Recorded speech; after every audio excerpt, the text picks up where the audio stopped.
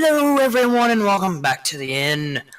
More cards have come out, and we are here to discuss them, of course. I is Eddie Phoenix and my good friend Bulba. Zach! Let's get right into it. We're going right in with Twig of the World Tree. 4-cost druid weapon. Death Rattle, gain 10 mana crystals. It's got 1 attack, 5 durability.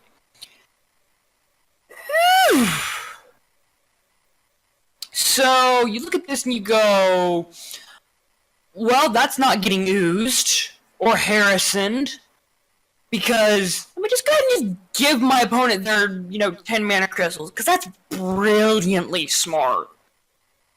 Now, I know people have started looking at a combo with it to make it to where it's like, oh look, it's almost never ending. And it's just like, no, stop. You only have 10 mana.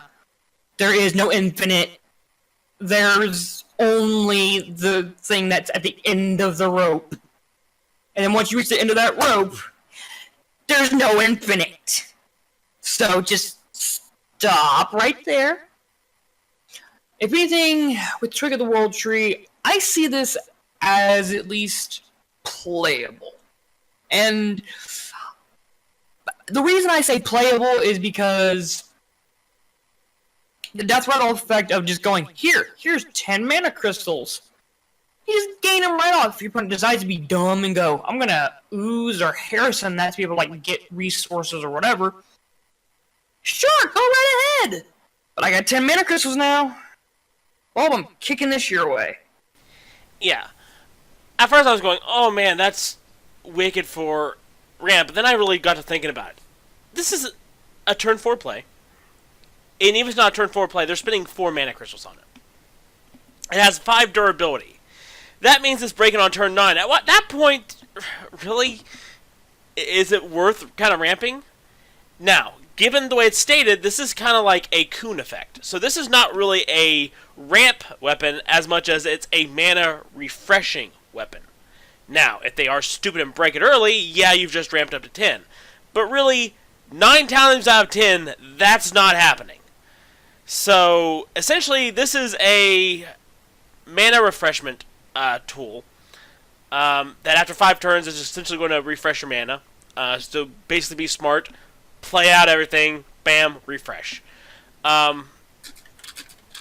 It's essentially going to have the same type of use that Coon has, especially since Coon's going to be rotating out next year. So, in the meantime, you can have do some crazy shenanigan plays with Coon, but in reality, it's kind of serve the same purpose in those type of decks where you're just trying to do a whole lot of crazy plays. But really, I don't think there's a lot of decks right now that really would benefit a lot from running Twig of the World Tree. There are better cards in Druid that you can slot in the 4-cost slot. Really, like I said, all it's going to do is going to refresh you 10 mana, and sure, you can pull off some crazy plays. That is until rotation happens, in which case all your crazy plays go bye-bye. But then you get to go in Wild and make those crazy plays, though. Yeah, and if you go into Wild, you can do something crazy with your Aviana Coon deck. I could see this going into Aviana Coon, to be honest. Aviana Coon, Astral Communion. Yeah, stuff like that I could see it going into. But really, we're talking about those niche type of decks. Other than that, I don't see it really finding a home in Druid. So it's a really interesting niche card. Compared to a lot of the other legendary weapons we've seen so far, it's actually kind of good, but still, so far I have not been impressed with any of the legendary weapons. None of them have been groundbreaking or meta-defining in my opinion. I know about the one Eddie, we argue about that. But yeah, that's kind of where Twig of the World Tree is. It's kind of niche. It's not broken. It's really not going to be, those super special, awesome plays everybody has in mind. Those are going to be the niche cases. It's not going to happen a lot. And really, you're not going to be able to pull off those combos a lot. And you're not going to pull off those combos a lot in Standard for a long time in Standard, because a lot of those enablers are going to be leaving come rotations. So get your Jollies and Mean decks out of the way now, because they're going to be leaving after about 3 or 4 months. So, yeah, it's a niche card. Next up, we have Rummaging Kobold. Rummaging Kobold is a 3-cost, 1/3 minion with the battle cry, return one of your destroyed weapons to your hand. This could be really cool in a weapon-based deck. This, of course, is essentially a, I don't want to say counter, but a response to Blizzard saying, we know that weapon destruction tools will be big, given that we're going to have legendary weapons, so here's a Kobold to get you your weapon back. Now, to be fair, it says destroyed weapons. You discard it, you don't get it back. Basically, you have to have actually equipped it, and then either used it, and basically it gets destroyed, either via using up all its durability, or your opponent destroying it. Where I see this getting the most play, I think, is going to be like Warrior. Warrior basically has so many different weapons, like Warrior and Paladin, I think. The classes that have so many different kind of unique, really cool weapons that Rummaging Kobold can pretty much give it back and you can play it again. The decks that have the legendary weapons, I don't see why you'd run Rummaging Kobold. Yeah, they destroy it. Maybe if your deck revolves around the weapon, maybe you try it out. Try playing Rummaging Kobold just to maybe get back. But in the end, a 3-cost 1/3 to just return a weapon that probably is in the first place, and you should probably have a different win condition. Is it really that worth it? And I just don't think it is. I think it's going to find its place in like Warrior and Paladin. Rogue is going to just stay as far away from this as possible because they don't want to get their little 1/2 hero power weapons. So yeah, I think it's going to find its room at homes in maybe a Warrior weapon-based deck, which I think wants to be a thing, or maybe Paladin. But I think that's about it. I don't think we're going to be seeing a whole lot of this. I would say don't forget about Hunter. But, I mean, Hunter really doesn't have too many weapons that are really like, oh, look at me, I must have this. Yeah, I'd say if the Hunter weapon is extraordinary, Hunter may decide to run it, but I just don't see it. Yeah, I can understand that. I mean, if anything for me, like, I hate you because on one end you're right. On basically everything, it will more or less find the home as far as Paladin Warrior goes. And it's just like, okay, I can get behind it because it's just like, ooh, look, more weapons, like more Gore Howl, or another True Silver Champion.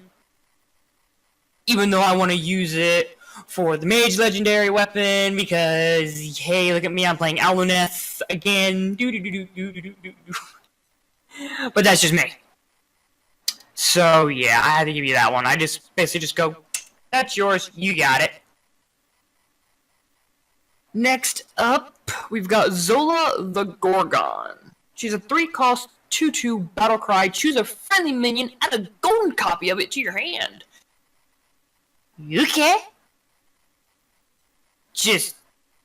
You okay? I'm getting a golden copy of one of my friendlier minions. Where am I gonna want to play this? I mean, like, my brain goes, hey, you can go and just, like, put in with Kelliseth stuff and just go, hey, look, Kelliseth lives long enough, bink, you can bounce it back, or, like, Jade stuff to get a golden copy of it, but I'm just like, I really just, I don't know. Bulb, can you give me something to where my brain can kind of go and have fun with this? Sure, I'll talk about Gorgonzola. Insert laugh track. Okay. Actually, I kind of like this card. Number one, because it gives you a golden copy of the friendly minion. I kind of want to get a golden version of this card. Like, if I wasn't ever always on a dust shortage, I would consider crafting a golden version. But I really want a golden Gorgonzola.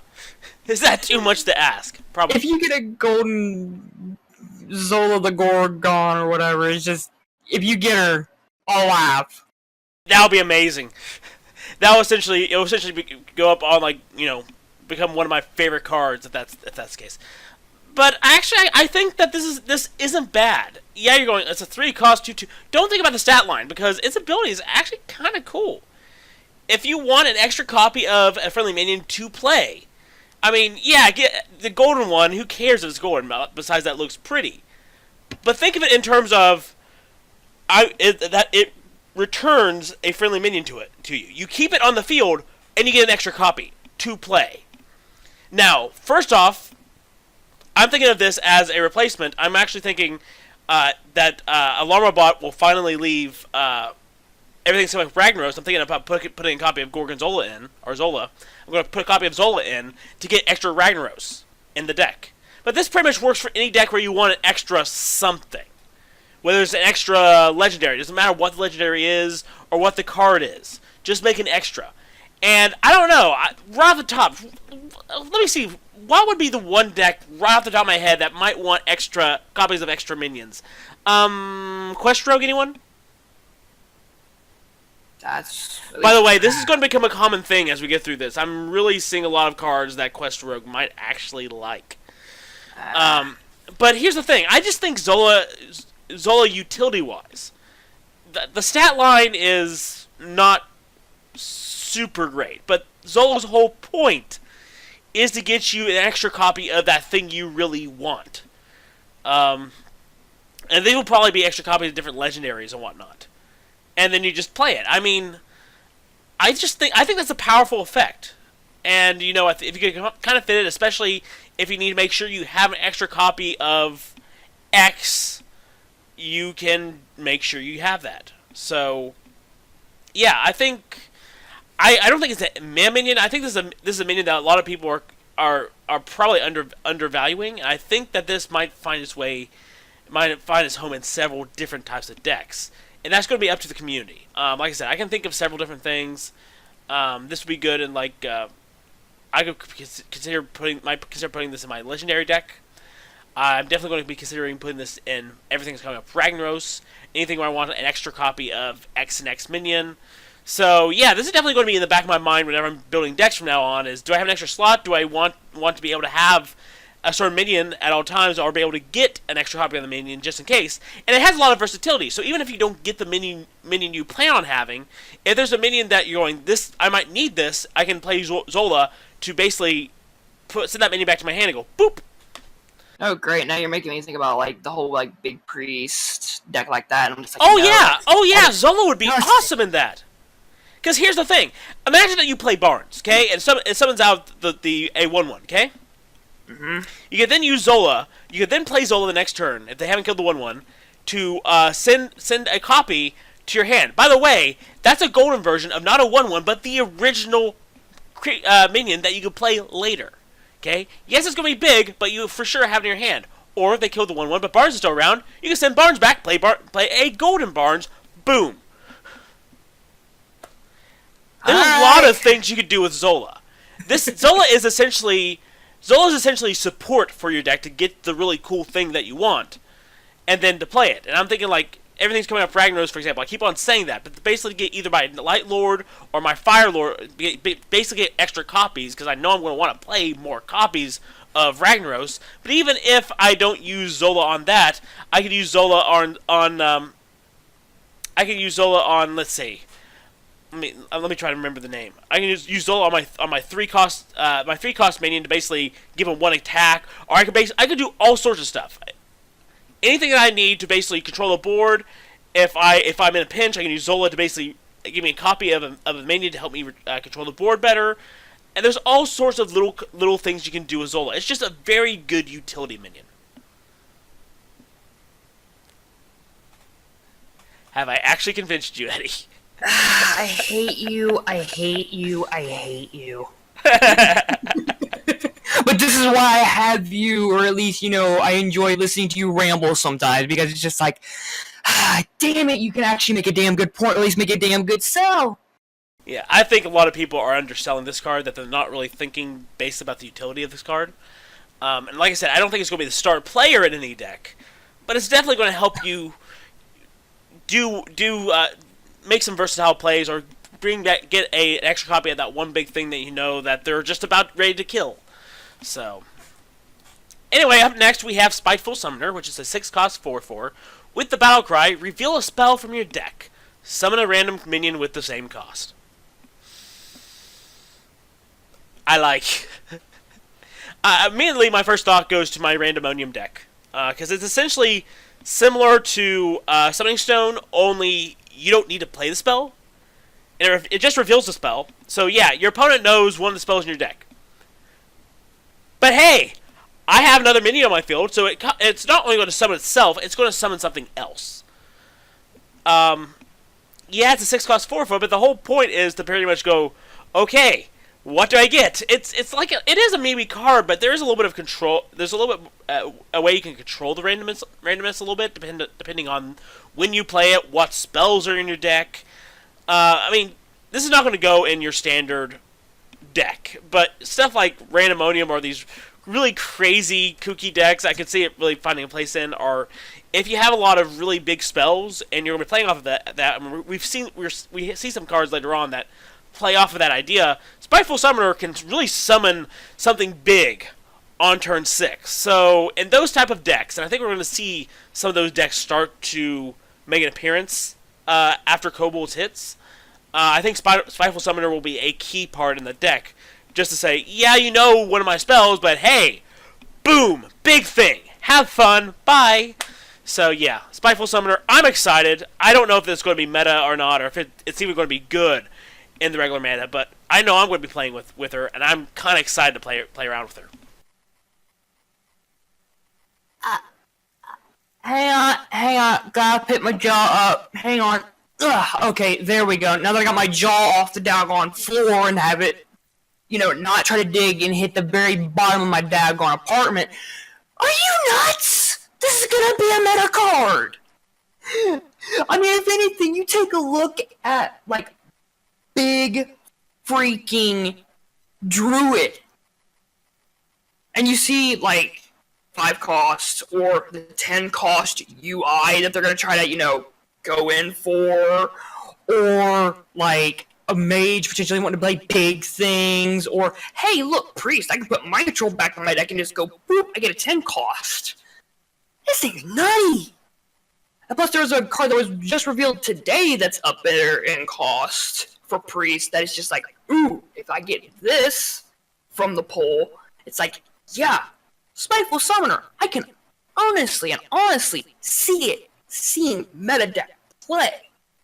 Yeah, I think, like I said, if people actually go in that direction, which is the reason I'm going, I can't say for sure whether they will or not, is because I've seen the Hearthstone community just kind of ignore these type of decks and effects in the past.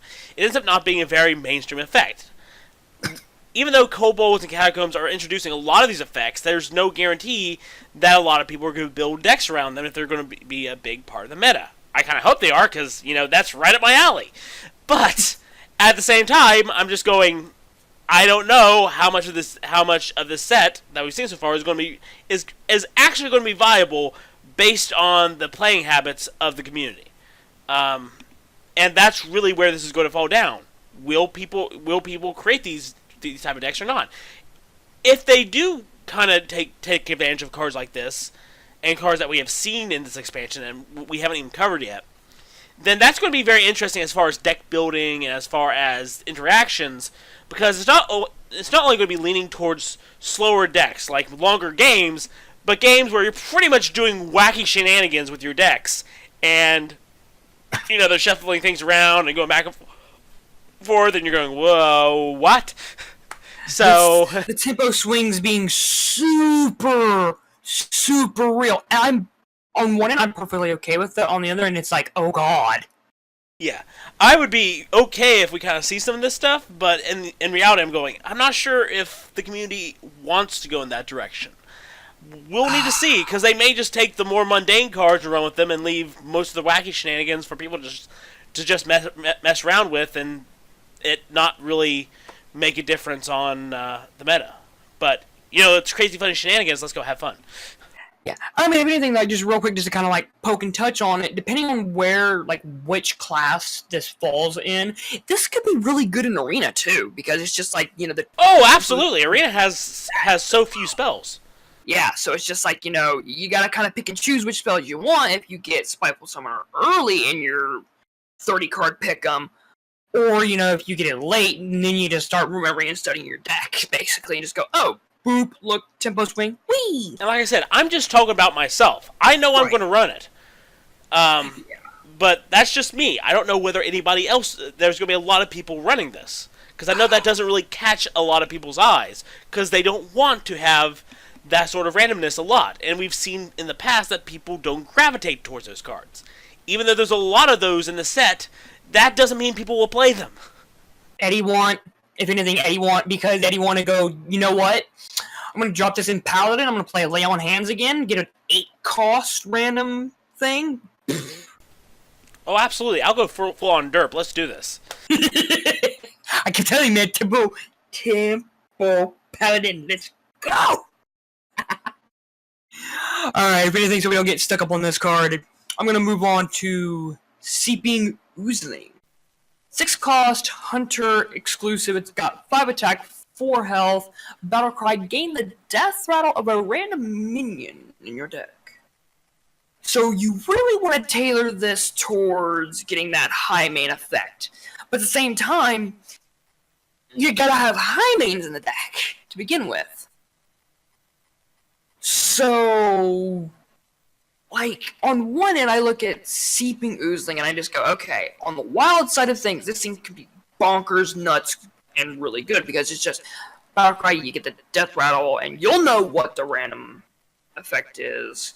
But your opponent has to go, what's it gonna be? Poke, potentially, and then just whatever pops out of the magical little death rattle box. As far as standard goes, there's not very many death rattle effects that make me just go, wee, I need to leap at this and be able to throw it in my hunter deck. So it's just like, I'm more or less going wild with it. Bulb, can you throw me an argument or convince me why this would be standard?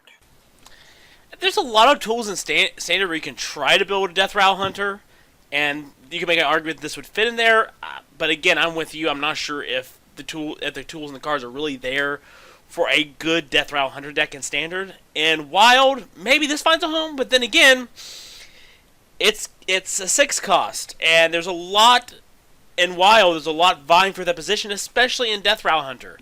If this was a lower cost minion, even with a different stat line, maybe. But I think the 6-cost kills it in Wild because it's competing with High Mains, Sylvanas, a whole bunch of other big Death Rattle minions, and I just don't think that you really want that. You really don't want another 6-cost minion in the deck, even if it copies a death rattle.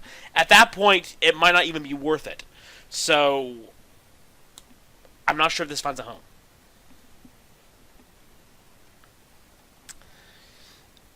Up next, what? I was about to say, you're up, brother. Okay. Up next, we have Lone Champion, which is a 3-cost 2/4 with the battle cry. If you control no other minions, gain Taunt and Divine Shield.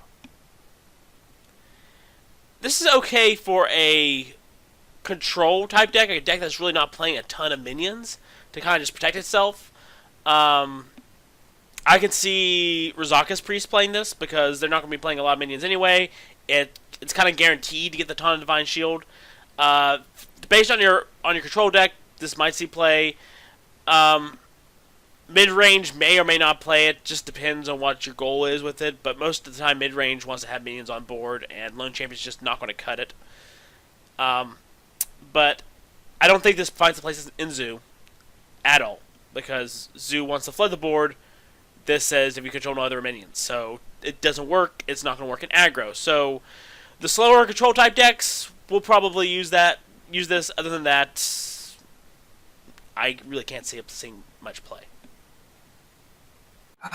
This contests, if anything, like Lone Champion contests one of the 3-cost slot cards in, like, Paladin.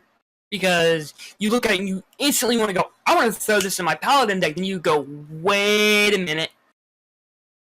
I need that one that allows me to be able to get a taunt creature.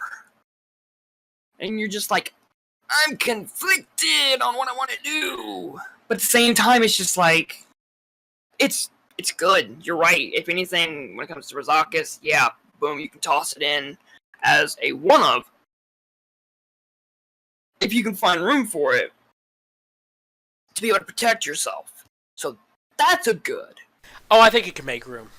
Oh yeah, you could. Heck, you could potentially throw this in Rogue. I'm just thinking of like all the places you could potentially throw this, because it's just like, I just hit basically my peter out point since you mentioned most of the other things before. So it's just like, I like it, and at the same time I'm just like, I'm wary of it. So it's just like, I'll slot it in the playable area. We good there? Yep. Silver Vanguard. 7 cost, 3/3. Death Rattle, recruit an 8 cost minion. Now, if anything, I had to kind of take a step back just a little bit, because it's just like, I looked at, you look at that, and you also go back to Seeping Oozeling. Depending on what you do there, you can potentially get an 8 cost big thing out of your Hunter deck. But, as far as this card goes in actual standard play, I don't think it sees play because it's got way too high of a cost, way too low of a stat line for a kind of effect, because it's like, I'm not gonna touch that, and if I can silence it, well, then I'm gonna silence it, then kill it. So I can see more or less silence kind of potentially being snuck in to this whole Kobolds Catacombs meta, so it's just like, that's me. Bulb, can you sell me on it? Garbage. Here's the thing. You go, well, Seeping Oozeling, but again, okay, Seeping Oozeling, are you going to put this in your deck, Hunter deck, just so Seeping Oozeling maybe gets this as an effect? No. And here's the thing. It's a 7 cost minion with a Death Rattle to recruit an 8 cost minion. This is such an incredible loss in tempo. You would rather you'd rather play an 8 cost minion on the next turn, not just go, well, I hope somehow it dies so I get an 8 cost minion. I'm not sure, unless you're packing your deck full of more 8 cost minions where this is a really late game deck, I just don't see how this Death Rattle is really going to come in handy for you a lot of the time. It's just an incredible loss of tempo. The cost is way too high. The stats are way too low. The Death Rattle most of the time is just going to be shrug. So, yeah, I don't think this really finds a home anywhere, because really, if you're putting this in a deck, you really probably could have found a better 7 cost minion, or a better minion in general, to slot in there anyway. So, yeah, I'm not sold on it whatsoever. I think it's a garbage card. Next up, we have Raven Familiar. Raven Familiar is a 2 cost mage minion that has 2 attack, 2 health, and is a beast. Its battle cry is reveal a spell in each deck. If yours costs more, draw it. Yes! Spell jousting. This will see play. Hands down, this will see me play. A lot of people are going, oh, the stat line is garbage. Oh, the mage spells. Guys, mage has a lot of actually medium to high cost spells that are standard in every single mage deck. Not only that, King Zealot saw play. This will see play, because the joust effect is actually pretty good. Drawing a spell, making sure you have a resource in hand is good. But Alec was a 3/2 and Hunter cared for beasts. Here we go. Alec was not played because he was a beast. I'm just going to say it right out, because Hunter, yeah, they have beasts, but Alec was played because the joust actually was good if you got it, but if you didn't, it was just a solid minion. Raven Familiar, for 2/2, it's a solid enough minion, but Mage, for the most part, doesn't care about minion and stat lines. They care about effect. And being able to get one of their resources that they might need as soon as possible, like Flame Strike or, polymorph or fireball or you know the deal. Getting that resource in hand as soon as possible and having a card that does that is important. But then they'll go, but they have Arcanologist. That gets them a secret. You don't want Raven Familiar to get you a secret. You want Raven Familiar to get you one of your nice removal spells. If you're that worried about Arcanologist, then play freaking Arcanologist before you play freaking Raven Familiar. It's not rocket science. Even if you don't get your spell, you at least know one of the spells that your opponent is running. That might tell you something about their deck. Yes, it tells them one of the spells you have in your deck, but who cares? Maybe they start playing around it. Who cares? You may or may not have it, or you may surprise them at a certain point in the game. In the end, this is about making sure you have resources in your hand. Most of the time, you're going to get a spell that your opponent is just going to assume you have anyway. Now they just know for sure you have it. And now you get to play your own little game of chess. Raven Familiar is a good card. This is a really good card for Mage. I think it will see play. I think this is a meta-defining card. A lot of people are too focused on Mages don't have Beasts, when really the Beast tag is just because it's a freaking bird. Or it's a 2-cost 2/2 when really it's about the effect, which is about getting resources in your hand and finding out about a little bit of something about your opponent's deck. Then it is about the cost of the card, and the stats of the card are fine. So yeah, this will see play, guys. This will see play in a lot of cards. Does this see play alongside Arcanologist? No. I think there might be times when they see play in the same deck together, but I think that Mages will decide either to run one or the other, which is going to be dependent on whether are we going to want one of our secrets, or am I going to rather have one of my other removal tools? Because not all Mage decks are alike. Surprise, surprise! I know, right? But yeah, Raven Familiar. I think this is really going to actually see play. We're going to see it a lot. So yeah, guys, it's meta-defining. Oh my god, I love it with anything when you get on a tangent, man, because it's just like, it's just... Ah! Alright, I'm gonna, at least if anything... On this one, I will agree this will be a meta definer, mainly because I look at it and I go, you know what? Burn Mage and Secret Mage being a big potential thing. You want to get your Pyroblast. Actually, I was thinking Control Mage.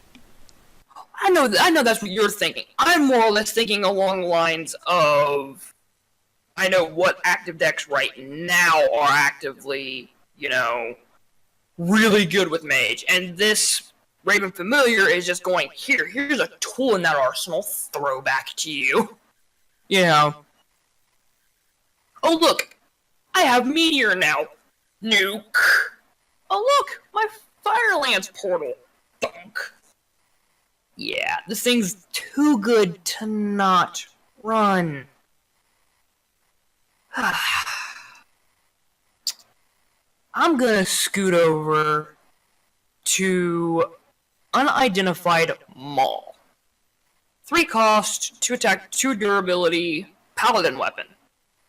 Gains a bonus effect in your hand. Now, we have 4 different Mauls that go with it. Purifier's Maul, which is Battlecry, give your minions Divine Shield. Sacred Maul, which is Battlecry, give your minions Taunt. Champion's Maul, Battlecry, summon 2 1/1 Silver Hand Recruits, and Battlecry, give your minions +1 attack. Whew! Purifier's Maul. If anything, I'll just start right around here. I'll start with Purifier's Maul. I look at this and I go, you know what? I like this in my Murloc Paladin. Sacred Maul. I like this in more of a control style, or at least, being able to, protect my face from stuff. Champion's Maul, of course, we're looking at Dude-It-In, if it bounces that, or rolls it. And Blessed Maul, well, if I've got it, I better have my board at least full of something, or at least have some good stuff on the board, and then go Blessed Maul, to be able to make it to where they have an increase of 1 attack. I don't know which one I'll get until it's in the hand, so it's just like, boom. Good 3-cost weapon. I know Relling Blade is definitely going to be rotating out, so you can slide this bad boy right in once it rotates out. So, at some point, I see this being a meta-defining card, but for right now, it's clashing with the card I just mentioned, so it's just like, you're going to have to figure out which one you're going to want to run ultimately in the end. I'm going to throw it over to Bulb. Yeah, the stat lines on this is okay. It's really going to be the effects which will make an Unidentified Maul actually see play. And they're all actually kind of good. A lot of people go, oh, some of these are garbage. Like, no, they're actually all kind of decent. Yeah, you prefer one over the other depending on what paladin you're running, but in the end, they're actually all kind of nice effects. So, I can see this seeing play at some point. I think this will be a weapon that sees play. Maybe not a lot, but I do think that the effects will probably end up being worthwhile in the long run, that this will kind of make its way into seeing play in a lot of paladin decks. Not all of them, because I do think that in the end, your standbys, are going to be more worthwhile, but so probably not something like Control or whatnot, but yeah, this will definitely kind of see play after rotation, and will probably just kind of be this card that people have in the back of their minds and will decide, hey, just to have the extra weapon, just to have the extra hit, and to help with your minions. So yeah, this is going to be a card that actually sees play. And do I think it's meta-defining? Probably not. I guess it just depends on how things go. But yeah, this is definitely playable. Next up, we have Grumble Worldshaker. Grumble Worldshaker is the Shaman Legendary. It's a 6-cost, 7/7 Elemental with the battle cry, return your other minions to your hand. They cost 1. I went back and forth on this card, but as I started thinking about it more, realizing that it's an elemental is a huge deal, especially if you want to run an elemental shaman deck. Because essentially, since elemental minions rely on other elementals having been played the previous turn, this allows you to really have fun and use all those effects that are really big in elemental decks. So this sends all those elementals back in your hand, and then on the next turn that you can cost 1, they cost 1. So since Grumble Worldshaker is an elemental, you can then use that to proc and do some damage. You have fire elementals. You have blaze callers. You have Calibos. There are so many different elementals that you can use and proc, and hey, they all cost 1, so you can use this to kind of make a very big Ozruk if you really want to. This opens up a lot of possibilities for Elemental Shaman, which was kind of not that big of a deck. It was a really hard deck to play, and Grumble Worldshaker opens up the possibilities to actually for this deck to kind of move in and actually find its footing. A lot more than I think it could in the past. Do you want to use this in any other Shaman decks? Probably not much. I'm not sure if you really want to be sending minions back in any other Shaman decks, especially since Shaman is very much a board-focused type class. But I think definitely in elemental decks, this is going to be a key minion, and perhaps bring in elemental decks into prominence, which they really haven't gotten before. You good? Yeah. Okay. Because I'm looking at this, and now that I'm actually kind of like wrapping my brain around it just a little bit more, first thing I have to say first is, what is with the X cost 7/7s, of course? Blizz, what's the boner with it? Dr. Boom, Dr. 4, now we got Dr. 6. Oh god, I'm looking at this thing, and I'm just like, okay. On one end, Bob, yes, you are right, that Shaman is very board heavy, and it wants to make sure that it has the board state at its fingertips. But I ask you, if you can go like And the board survives, mind you. Doppelgangster evolve. Pass. Next turn, I play Grumble Worldshaker and get all those cards that just popped up to my hand that cost 1. Or just, if I have just a board full of interesting and nice stuff. It'd be a shame if I got all those resources back to my hand and they all cost 1. I think, if anything... Yeah, but that depends on if they have good battle cries, or if you're looking at bodies. If you want bodies, you might just want to keep them on.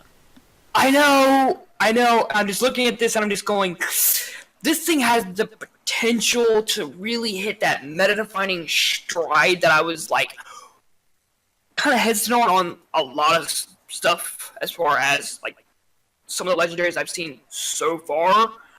But this one has that potentiality to kind of, knock itself over the top and just go, hi, yeah, I'm gonna just sneak in over here and just kind of sit for a minute and go, hi. And just surprise you just out of nowhere. I honestly think I'm gonna craft one of these. Not only for, the whole elemental side of things, but just the ideal of just getting my board back to my hand. That's just disgusting to me. And disgusting in a good way, of course. So if anything, I'll scoot myself over to the Benevolent Djinn. She's a 3-cost, 2/4 Paladin Elemental. At the end of your turn, restore 3 health to your hero. Now, if anything, this definitely works with the Spellstone that Paladin has, but we're not going to get to that just yet. I'm going to have to look at it for its stat line and effect. And man, does she contest again in that 3-cost slot! Alongside, Lone Champion and my Taunt Discoverer. So it's just what do I want to do? Do I want to be able to survive to the late, long game? Or do I want to just be able to just do whatever I'm playing on dance?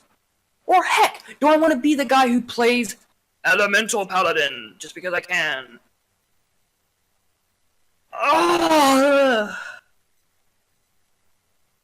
This card's so good, and it's just you gotta figure out what you want to do with it. So it's just Bolt, I gotta kick this in your direction because otherwise I'm gonna sit here and just gush all day. Go. Control Paladin! Actually, this is a very good card as far as being able to heal your hero. I mean, it's a constant heal. It happens every turn. It's not 1 health, it's 3 health. 3 health is actually kind of a big deal.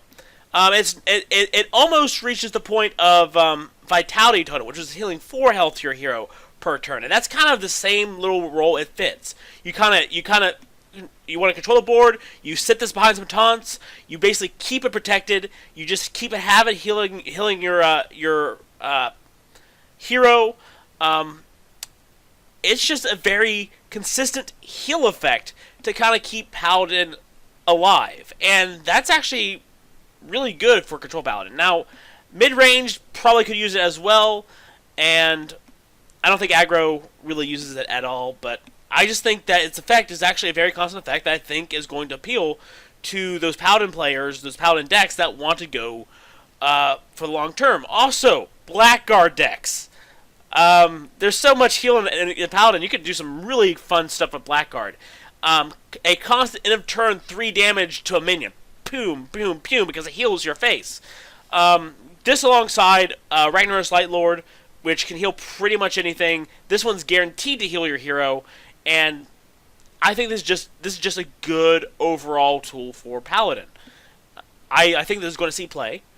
And like I said, it's going to see play those slower decks, those slower mid-range decks, those control Paladin decks, just because of that constant healing effect, which is actually so vital and is actually going to be very important for Paladin, especially with a lot of the stuff they have to be put up with. So yeah, I think this is a very important card. I think this is going to see play, and I think you can play this and Stonehill Defender. I don't think you're going to I have to pick one or the other. No, you can play both.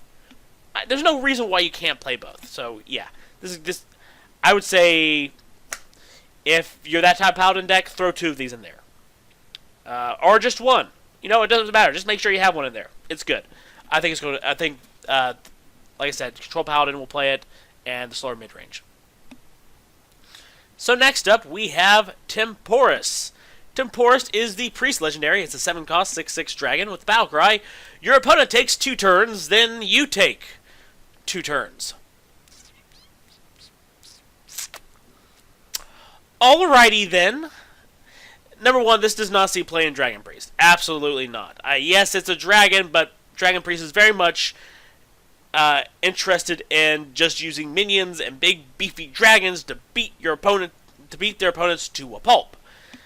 They don't play Nosdormu, they're not going to play Temporus. I am so tempted to say I don't see how this is going to be played because it's almost guaranteed to lose the game. However, I kind of went into the Hearthstone discussion because I just kind of like reading over other people's thoughts and just try to maybe see some things on cards that I can't really see right off the bat and kind of get a more informed opinion. And there's actually a really interesting discussion going on about Temporus. Basically, that this is a build-around card and that this is focused on combo decks. Doesn't matter that a priest combo deck really doesn't exist right now, but they kind of have a point. That basically Temporus you're eventually going to play Temporus and basically say, okay, you have 2 turns to kill me, go. Because if you don't kill me, I'll kill you guaranteed. So basically, you wait until you get all your combo pieces, then play Temporus, as long as you're sure that they probably can't kill you. Now, the only problem I have with this is if you compare it to a lot of other decks that have been combo decks in the past, I'm looking at the Mage decks, I'm looking at something even like Malygos Druid. Typically, you have ways to kind of sustain yourself, or pretty much control the board or stall to make sure you are alive in time. Druid had ways to basically get a lot of armor. You had Feral Rage and the like, and they did not have the best AoE, but they had some taunts that could help. Mage has always had free spells, basically spells to I don't care how many minions you have on board. I'm just going to stall until I have my combo pieces. Yes, Priest is kind of a control class, but they really do not have, as far as I'm concerned, they really do not have the stall cards necessary to really pull off a combo deck using Temporus. Because if they could kind of pull off... So I'm kind of going... How would they stall so that Temporus could be useful? I mean, you definitely have the pack and greater healing potions, but those are going to be going away come rotation. So I'm not really seeing the big, huge heals or stall turns that you'd really need to pull off the combos that Temporus would want to use, whether it's Velen or using Alexstrasza or whatnot. Basically coming up with a combo that's guaranteed that when you have all the pieces, that Temporus in those 2 turns will allow you to just outright kill your opponent. I can't think of any. And yes, arguing that Priest can hypothetically do it doesn't mean much if you cannot give an example or have an idea of what the said combo would be. And right now, I'm really not seeing that. So maybe there's something we can see, something we can't see. Maybe there's something somebody comes up with, where Temporus is a really good combo enabler. But right now, I'm thinking it's more likely that you're pretty much giving your opponent 2 turns, which is 2 turns where you can't do anything, can't interact with them, and they can just go ahead and murder you. It really doesn't matter that you're gonna have 2 turns. If you can come up with a good combo that's pretty much guaranteed to work most of the time, and especially is solid enough that it's not going to go away come rotation, by all means, build a really good combo deck with Temporus. By all means, go right ahead. I don't think it's going to be a super popular deck, but by all means, I go ahead and play around with it. I think that 9 times out of 10, you're going to die, but that's just me. I want to be proven wrong on this. Well, if anything, buddy, I hope you're proven wrong on this, because if anything, I'm just going to say one thing. Trash, and moving on.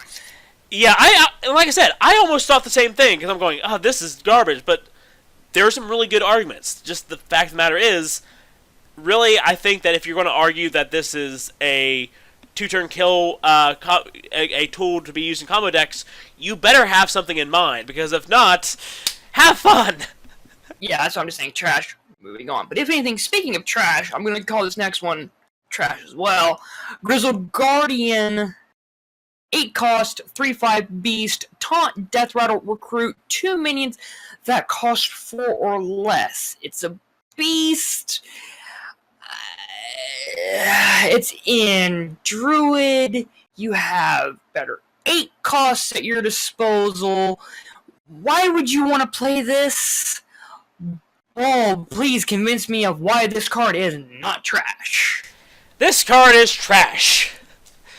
It's an 8-cost 3/5 taunt. Number one, Druid has better 8-cost minions at their disposal. They have better 8-cost taunts at their disposal, or taunts in general. And its death route is recruit 2 minions that cost 4 or less.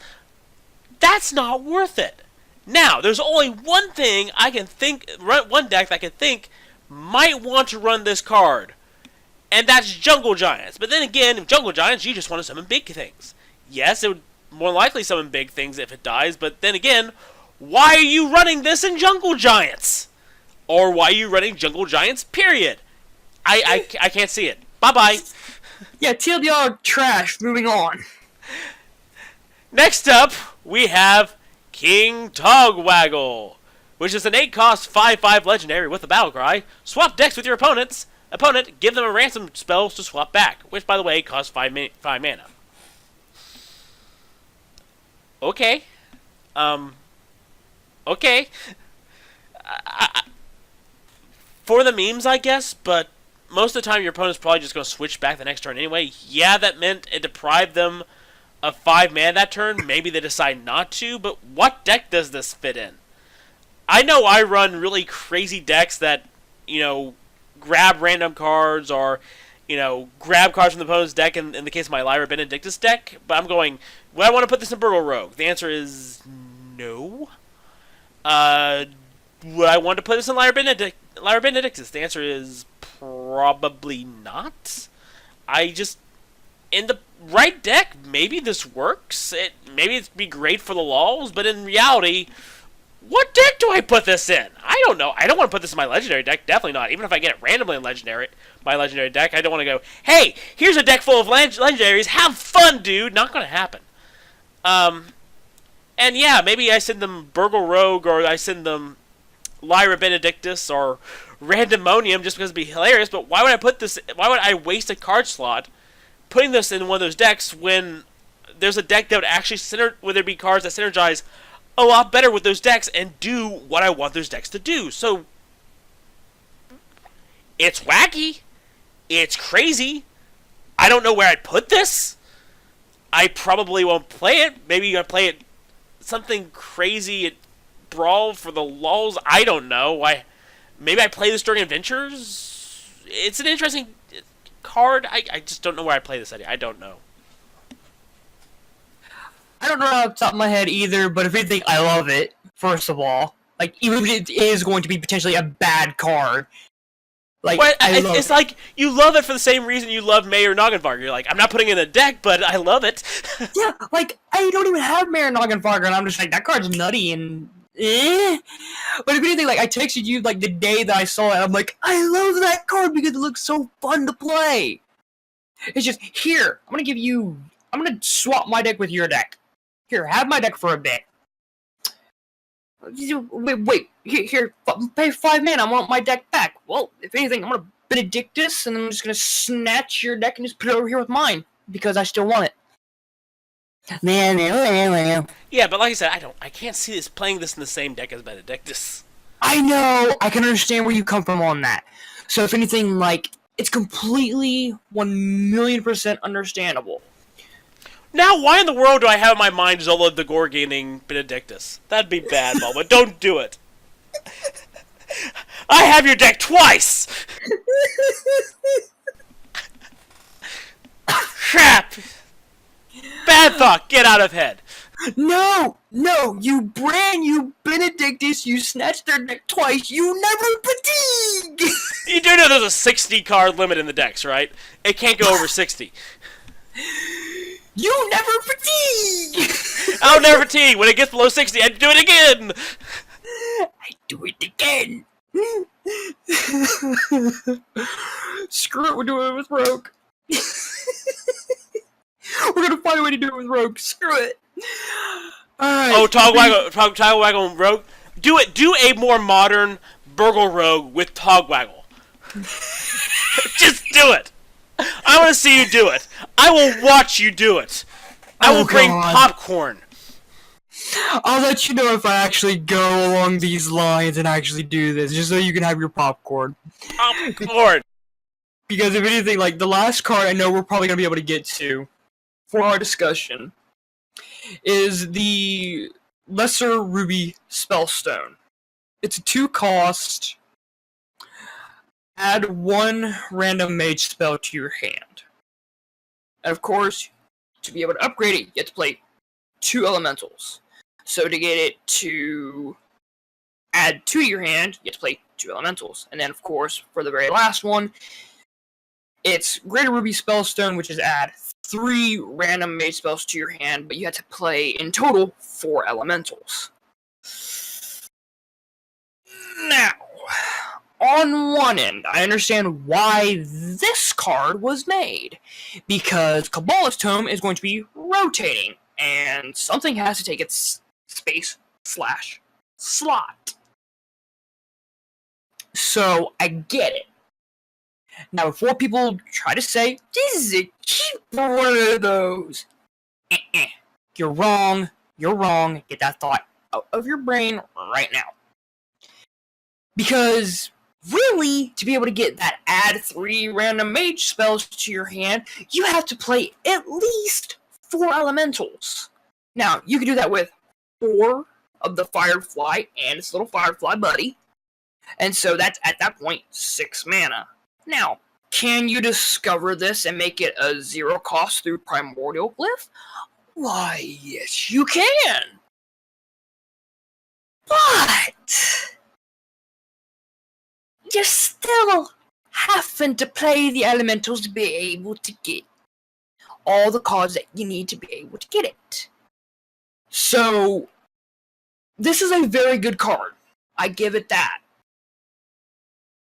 If, and I say this entirely, if someone like Disguised Toast, which is the person who is very famously and commonly known for his Quest Mage deck, decides to go, you know what? I'm going to use this, I'm going to use elementals, and we're just going to say screw it, and we're doing it, and goes with it, we're going to see a lot of Quest Mage out there. And it's one of those things where it's like, we're going to be in the trenches for it, so if anything, get ready. So if anything, I'm going to kick this ball in Bulb's direction to be able to go, hey Bulb, what do you think? This does not go in Quest Mage. It doesn't? It does not go in Quest Mage. Here's the thing. It's not a complete replacement for Kobolds Tome. Yes, when fully powered up, it does the same thing, but it's not going to be used in the same situations. Kobolds Tome is essentially a, no matter what, you get 3, and this is, again, reliant on those elementals. That means in most mage decks, you're not really going to use it. Maybe if you want to put it into Quest Mage to get 1, that's fine, but Quest Mage is not going to want to run elementals just to get random spells, unless you're going to run those 2 elementals, in which case you might be able to upgrade 1 copy once. Or if you have both in your hand, you might be able to upgrade both copies once. It's not going to fill the same niche. It's really not going to get you, you're really not going to get the most out of it playing in any standard mage deck. So, there's only going to be one deck that gets the most out of it, and that's Elemental Mage. Get ready to see Jaina. I can dig that if anything. Pretty much, this is pretty much, because I use Kobolds Tome in my Elemental Mage deck. This completely makes me get rid of Kobolds Tome and run this instead. because I can get the most out of it. And really, for its cost, it doesn't matter when you use it. But because I'm going to be playing elementals all the time, I can get the most out of this. And basically, if you put it into any other mage deck, you're kind of wasting the slot. Yes, Quest Mage, I can get a random mage spell, but really, why'd you take this out for Kobolds Catacombs or try to do something else? Try to do something else. Take this out for really something else you could have gotten a random spell from. I don't think Quest Mage really uses this. I don't think it's going to be as useful for Quest Mage. Because really, they only run, what, 2 elementals? And they're not going to want to add more elementals just to get more bang for their buck here. Because really, it's a combo deck, so they need to be focusing on making sure that they can get the combo pieces. So, really, to really focus on elementals for Quest Mage is really not going to work. So the deck that will get the most bang for their buck will be Elemental Mage. Like I said, any other version of Mage really will probably consider not running this unless they want to just try to get 1 random spell. Or 2 if they hope they have enough elementals to really scrounge it up. I'm even looking at this of, do I want to run this in my Randomonium deck, Eddie? And the answer is no. Actually, I might think about it. I might take a look at the elementals I run. But in the end, it's probably a no. Because I'd rather have the 3 random spells guaranteed rather than taking a gamble on, can I get 3 random spells from this? In Elemental Mage, it's a sure deal. In the other decks, you're taking a gamble. And in the end, you may just want to run more guaranteed spells, whether it's for removal and just use minions to give you more random spells. In the end, that just may be the way people go. So I don't think this is going to be all over the place, but I think this will be a very powerful card in Elemental Mage specifically, and that's really where we're going to see it. Not really in Quest, but really in Elemental Mage. So yeah, this is not a full-on replacement for Cabal's Tome, except in Elemental Mage where it will completely replace it. So yeah, not everyone's going to be running this thing. And that's a good thing.